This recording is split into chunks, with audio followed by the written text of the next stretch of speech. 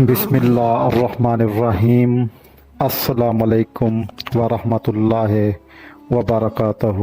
ناظرین، آج کا ہمارا موضوع ہے قرض سے نجات کا قرآنی وظیفہ۔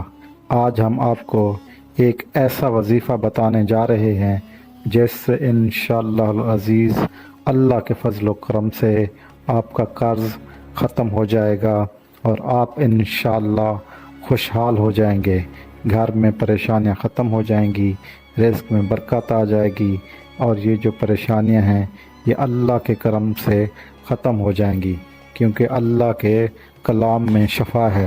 لیکن ہم یقین کامل کے ساتھ جب کریں گے تو اللہ پاک ضرور ہماری دعائیں قبول کرنے والا ہے۔ ہمیں تو بس کامل یقین کے ساتھ ان سے مانگنا ہے اور انہوں نے ہمیں عطا کرنا ہے۔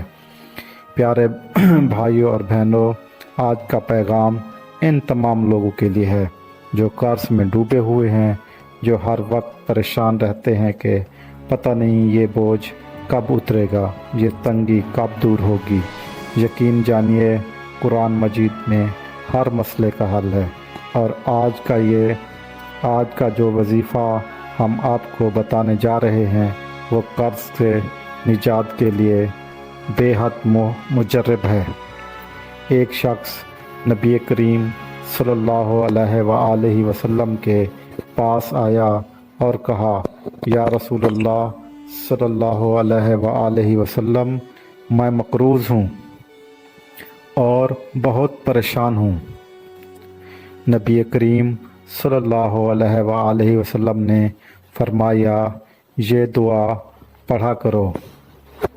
اس کا مطلب ہے، اے اللہ مجھے اپنے حلال سے کافی کر دے اور اپنے فضل سے مجھے دوسروں سے نیاز کر دے۔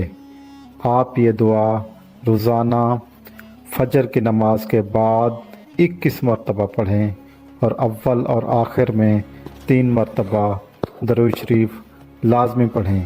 یہ عمل کم سے کم 40 دن تک جاری رکھیں۔ اگر دل سے پڑھا جائے یقین اور توکل کا ساتھ تو انشاءاللہ قرض سے نجات یقینی ہے۔ انسان کو صرف یقین کامل کے ساتھ عمل کرنا ہے اور اللہ پاک دعائیں قبول کرنے والا ہے۔